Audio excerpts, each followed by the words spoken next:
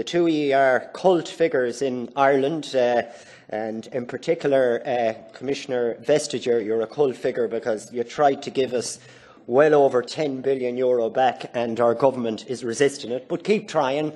You can give it to me and I'll bring it home, no problem.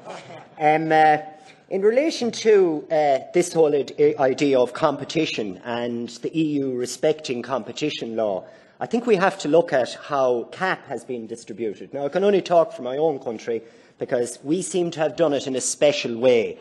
There was a statement made by the last Commissioner, Kiolas, that the new CAP shouldn't be a fig leaf for bringing payments closer together. And in Ireland's case, it wasn't a fig leaf, it was a tea leaf. It was even less.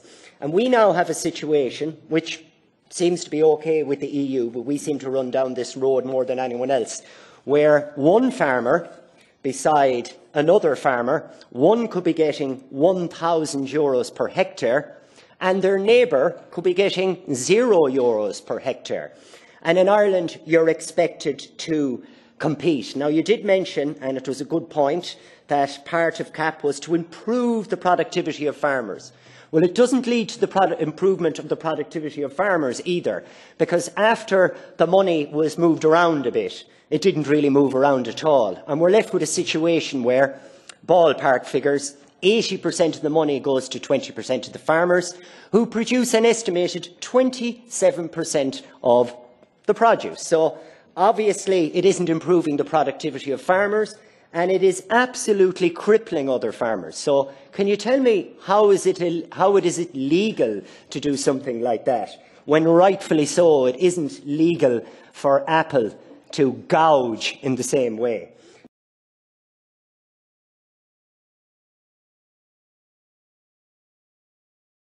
We have concluded our discussion. I don't know what it's about. Mr. Flanagan, half a minute if you really need it this time.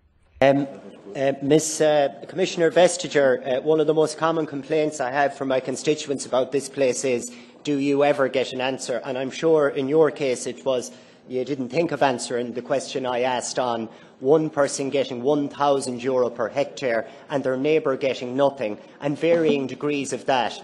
How is that in line with competition law? How is it fair? Have you looked at it? Because it is creating a serious problem. We need something done about it. I need to hear your opinion on this. Well, I'm terribly sorry. It was only me who forgot your question. The answer, unfortunately, would be I don't know, because I don't know the details as to how these money are distributed, and therefore it will be something that I would need to look into more thoroughly to find where is the intersection between competition policy and level playing field and agricultural policy and the national opportunities or rights as to how they set up concrete schemes that may or may not have effects as you described it.